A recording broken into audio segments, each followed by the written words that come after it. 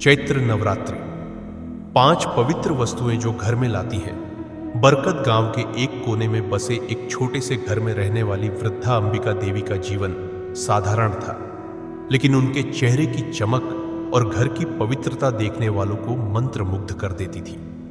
चैत्र नवरात्रि के शुभ अवसर पर जब पूरा गांव मां दुर्गा की पूजा अर्चना में मग्न था, तब उनके घर में एक विशेष ऊर्जा महसूस की जा सकती थी। एक दिन गांव के युवा आरव और सिया अंबिका देवी के पास आए और जिज्ञासा से पूछा, दादी, आपका घर हमेशा इतना सकारात्मक और सुख समृद्धि से भरा क्यों रहता है?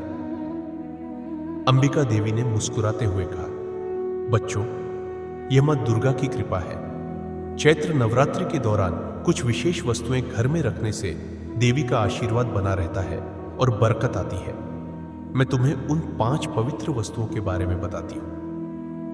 वीडियो में आगे बढ़ने से पहले हमारे YouTube चैनल जीवन ज्ञान संगम को लाइक सब्सक्राइब करें और कमेंट में जय श्री राम लिख दें। कलश स्थापना और आम के पत्ते। अंबिका देवी ने बताया, नवरात्रि के पहले दिन घर में कलश स्थापना करनी चाहिए। तांबे या मिट्टी के कलश में जल भरकर उसमें आम के पत्ते और नारियल रखें। यह सकारात्मक ऊर्जा को आकर्षित करता है और घर में सुख समृद्धि बनी रहती है। आरव ने आश्चर्य से पूछा, लेकिन दादी, आम के पत्ते क्यों? उन्होंने समझाया, आम के पत्ते नकारात्मक ऊर्जा को दूर करते हैं और वातावरण को शुद्ध बनाते हैं। यह हमें देवी लक्ष्मी और दुर्गा का आशीर्वाद दिलाते हैं। 2. गंगा जल। बच्चों, गंगा जल को घर में रखना बहुत शुभ होता है। यह न केवल वातावरण को शुद्ध करता है, बल्कि घर में सकारात्मक ऊर्जा बनाए रखता है। हर सुबह घर में गंगा जल का छिड़काव करने से बुरी शक्तियां दूर रहती हैं, उन्होंने बताया। सिया ने उत्सुकता से कहा, हमने सुना था कि गंगा जल को अमृत के समान माना जाता है।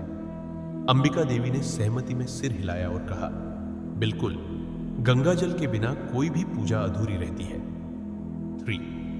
अखंड दीपक। हर नवरात्रि में अखंड दीपक जलाना बहुत शुभ होता है, उन्होंने कहा। यह दीपक घर में सकारात्मक ऊर्जा बनाए रखता है और देवी मां की कृपा बनी रहती है। दीपक में घी या तिल का तेल डालना श्रेष्ठ माना जाता है। आरव ने सिर हिलाते हुए कहा, ओह, शायद इसीलिए हर मंदिर और घरों में दीप जलाया जाता है। 4. हल्दी और केसर। अंबिका देवी ने आगे बताया, हल्दी और केसर का उपयोग घर में करने से लक्ष्मी का वास होता है। हल्दी को शुभता और पवित्रता का प्रतीक माना जाता है। नवरात्रि के दौरान हल्दी से स्वस्तिक बनाने से घर में बरकत आती है। सिया ने तुरंत पूछा, दादी, क्या केसर भी इतना महत्वपूर्ण है? बिल्कुल, केसर का प्रयोग प्रसाद में करने से देवी मां प्रसन्न होती है और इससे घर में सुख शांति बनी रहती है। 5. 7 प्रकार के अनाज। अंत में नवरात्रि में 7 प्रकार के अनाज जैसे गेहूं, चना, मूंग, धान, मक्का, जौ और उड़द को घर में रखना शुभ होता है।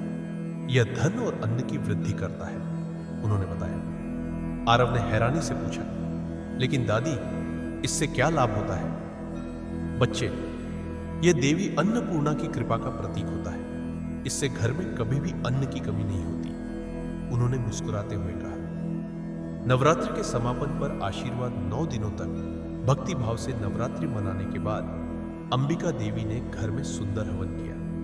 उनके आंगन में आरव और सिया भी उपस्थित थे और उन्होंने अनुभव किया कि घर में एक दिव्य शक्ति का संचार हो रहा था। अंत में उन्होंने दोनों बच्चों को आशीर्वाद देते हुए कहा, यदि तुम भी इन 5 वस्तुओं को नवरात्रि में अपने घर में रखोगे तो निश्चित ही देवी मां की कृपा तुम पर बनी रहेगी और घर में हमेशा बरकत आएगी।